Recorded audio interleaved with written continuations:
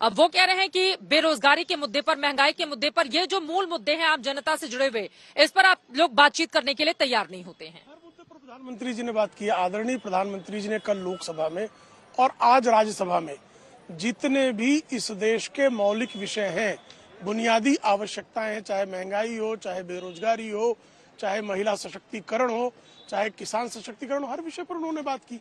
लेकिन जिनको जो है एक रटंत वक्तव्य देने की आदत है, बहसों में आकर रटंत फर्जी आरोप लगाने की आदत है, उनको कैसे सुनाई देगा? मुझे बताइए, 80 करोड़ लोगों को अगर हमने भूखे पेट नहीं सोना सुनिश्चित किया तो ये 80 करोड़ आम जनता ही है ना।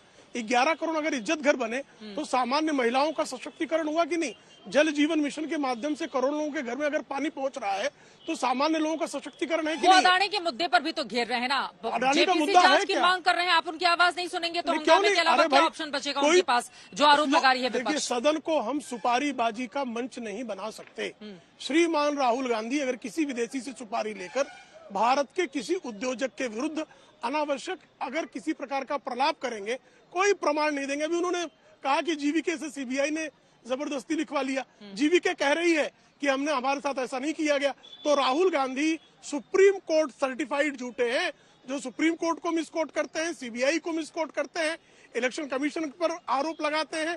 तो ऐसे झूठे व्यक्ति के झूठे आरोपों पर, इस प्रपंच पर ज्यादा महत्वपूर्ण है आम आदमी का सशक्तिकरण, ना कि राहुल गांधी की सुपारीबाजी पर उत्तर देना। अभय दुबे जी, आप पहले जवाब दे दीजिए। अब देखिए, एक तरफ सरकार लगातार अपने कामकाज तो गिना ही रही है। आज भी प्रधानमंत्री नरेंद्र मोदी ने एक तरफ अपने कामकाज का भी तो लंबा चौड़ा बखान किया। वो लगातार अपने रिपोर्ट कार्ड देते हैं, संकल्प पत्र के जरिए बताते हैं कि क्या कामकाज किया गया, क्या कामकाज करना है। तो अगर ये आरोप लगा दिया जाएगा कि नहीं, सरकार काम के मुद्दे पर बात ही नहीं करना चाहती है, प्रेम शुक्ला जी कह रहे हैं कि गलत आरोपों पर थोड़ी ना बयान देने जाएंगे प्रधानमंत्री। चित्रा जी, उसके पास दौलत थी, मेरे पास सरकार, जिसके पास जो था उसने दिया उछाल। यही तो देश पूछ रहा है कि 38 शेल कंपनियों से जो स्टॉक मैनिपुलेशन हुआ, उससे क्या सचमुच इतना बड़ा उछाल आया अडानी जी की कंपनियों में? नाम दिए गए उन 38 शेल कंपनियों के, और एक चीनी आदमी का भी नाम दिया है जो भारत की एजेंसियों के रडार पर है। मगर क्या उसका संज्ञान भी नहीं लेना चाहती सरकार? ये कहते हैं कि मॉनिटरिंग एजेंसी है। अभी नड्डा जी को आपने सुनाया। मैं पूछना चाहता हूं, सेबी जो है उसका surveillance division daily monitoring report बनाता है, क्या उसने इस स्टॉक मैनिपुलेशन को एक दिन भी रिपोर्ट किया? रोज की वो रिपोर्ट बनाते हैं। 6 एयरपोर्ट के प्रमाण मौजूद हैं मीडिया हाउसेस के पास, सबके पास, हमारे पास मिनट्स हैं कि जो 6 एयरपोर्ट है उसमें मिनिस्ट्री ऑफ इकोनॉमिक अफेयर्स ने, नीति आयोग ने इनकार किया था कि एक ही बिडर को मत दीजिएगा, 2 से ज्यादा नहीं दीजिए, हाई इंटेंसिव कैपिटल इन्वेस्टमेंट है इसलिए नहीं दीजिए। पहले के उदाहरण भी दिए। इन लोगों ने aeronautical economic regulatory authority of India का एक्ट 2008 वायलेट करके उसको दिया। 7 साल के अनुभव का क्लॉज उसमें से निकाल दिया। सारे एयरपोर्ट्स का ट्रैफिक वॉल्यूम और डेंसिटी अलग अलग थी, उनके अलग क्राइटेरिया नहीं रखे सिर्फ उसको लाभ पहुंचाने के लिए। रेडियस स्टेट, एनसीएलटी ने 96% हेयर कट देके फायदा दिया। ये जांच कौन करेगा आखिर? वो एजेंसियां कहां है प्रधानमंत्री जी? हम देश जानना चाहता है। अगर आज लोगों के, निवेशकों के लाखों करोड़ रुपए डूब रहे हैं और धन्ना सेठ एक के बाद एक, और आज का क्रम नहीं है, नीरव मोदी हो, मेहुल चोकसी हो, विजय माल्या हो, संदेशरा बंधु हो, ऋषि अग्रवाल हो, हम शिकायत करते रहे लेकिन वो सत्ता की सरपरस्ती में विदेश भाग गए। तो आप अभिभावक हैं देश के, आप ही से हम कहेंगे। और जेपीसी की जांच जायज जांच है, आपको इनिशिएट करनी चाहिए। 200 मिनट के भाषण की सफाई ठीक है। प्रेम शुक्ला जी इसका जवाब देंगे, लेकिन रिजु दत्ता जी के पास जल्दी से मैं चली जाती हूँ। ठीक है, ठीक है, ठीक है, बोलिए बोलिए। ठीक है, देखिए, फर्जी आरोपों का उत्तर देने का अवसर देना चाहिए। जैसे इन्होंने बताया विजय मल्ल्या को लोन डॉक्टर मनमोहन सिंह ने फोन करके दिया था, ये सत्य है कि नहीं है? डॉक्टर मनमोहन सिंह के इस फेवर के बदले में श्रीमती सोनिया गांधी अपने टिकट अपग्रेड करा के विजय मल्ल्या के एयरक्राफ्ट से चल रही थी कि नहीं चल रही थी, ये सत्य है कि नहीं है? नीरव मोदी, उसको आपके युवराज उसकी दावत में जाते हैं, विशेष किस किस्म के द्रव का पान करने के बाद उसको लोन दे देते हैं, ये सत्य है कि नहीं है? आप मुझे कृपा करके बताइए ना। 2G 3G जीजा जी, देखिए मैं इनके बीच में नहीं बोल रहा, इनसे कहिए अभद्रता न करें। हालांकि कांग्रेस की संस्कृति अभद्रता की है और आज संसद में उसने प्रदर्शित किया, लोकसभा में भी प्रदर्शित किया, कल आज राज्यसभा में प्रदर्शित किया। कृपा करके मुझे बताइए ना मित्रवर कि भारत की रेगुलेटरी एजेंसी पे आपको भरोसा है कि नहीं है?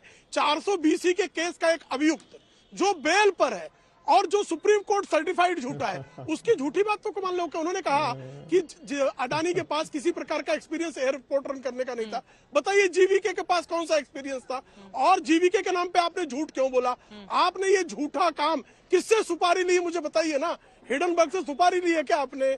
ये सुपारी क्यों ली है? अडानी को आप क्यों टारगेट कर रहे हैं? अंबानी को क्यों टारगेट कर रहे हैं? देश के उद्योगपतियों को क्यों टारगेट करते हैं? चीन से जो चंदा राजीव गांधी फाउंडेशन ने लिया है वो इसीलिए लिया है, ये सत्य है कि नहीं है? लेकिन दूध का दूध और पानी का पानी करने के लिए प्रेम शुक्ला जी, चंदाखोर जो है हाँ। इस तरह की चंदाखोरी करके अगर देश के औद्योगिक माहौल को बिगाड़ने का प्रयास करेंगे तो निश्चित तौर पर इस देश के सदन का दुरुपयोग करने का अधिकार सुपारी। लेकिन अभी हाल ही में शेयर बाजार में जो बहुत बड़ा उतार चढ़ाव हम सबने देखा है, उसके लिए रेगुलेटर है।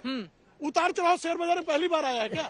मुझे कृपा करके बताइए। अमेजन के शेयर हिंडनबर्ग की रिपोर्ट आने के बाद ही एक लेकिन अस्थिरता का दौर देखने को मिलने लगा भी ना। बात आई ना कि ये सुपारीबाजी सुनियोजित ये भी सबके सामने आया। और राहुल गांधी जांच क्यों करा लेती है सरकार? अरे अपराध की बिना जांच करा ले। राहुल गांधी पर बलात्कार का आरोप लगा, क्यों नहीं जांच करा लिया इन्होंने? क्यों नहीं करा बताइए मुझे? क्यों नहीं एसआईटी बैठा दी थी? सरकार उसके बाद आपने उल्टा जो है इन्होंने कंप्लेंट किया, उनके खिलाफ कार्रवाई अभय दुबे जी बोले, उसके बाद रजत दत्ता जी मैं फौरन आपके पास आऊंगी। अभय दुबे जी। चित्रा जी, ये सीबीआई ने जो नोटिस दिया था ना विजय माल्या को, लुकआउट नोटिस, उसको रिवोक किया, उसके बाद 36 सूटकेस लेकर भागा है वो। हम कह रहे हैं कि प्रामाणिकता से जांच करा लीजिए। 38 शेल कंपनियां बीच में बोल रहे हैं, निराशा प्रदर्शित कर रहे हैं आप अपनी। 38 शेल कंपनी विनोद अडानी और उसके एसोसिएट्स की है, ये आरोप लगा। स्टॉक मैनिपुलेशन से करोड़ों करोड़ जो इन्वेस्टर्स हिंदुस्तान के हैं उनके साथ धोखा हुआ, ये आरोप है। तो इसकी जांच कराने में क्या हर्ज है? क्यों पाप को छुपाना चाहते हैं? 200 मिनट के भाषण देकर पाप पर पर्दा क्यों डालना चाहते हैं? एक क्षण लगता है, 1 मिनट लगता है। जेपीसी की जांच नहीं चाहते? सुप्रीम कोर्ट के चीफ जस्टिस की मॉनिटरिंग में जांच करा लीजिए, दूध का दूध पानी का पानी हो जाएगा। इतने लाभ अनैतिक तरीके से व्यापार करे उद्योगपति, उससे हमको कोई परहेज नहीं है, लेकिन अनैतिक तरीके से अगर सत्ता की सरपरस्ती में लाभ पहुंचाकर एक उद्योगपति को और देश के करोड़ों लोगों को नुकसान पहुंचाएंगे तो ये मुखरता से राहुल गांधी जी हर बार आवाज उठाएंगे।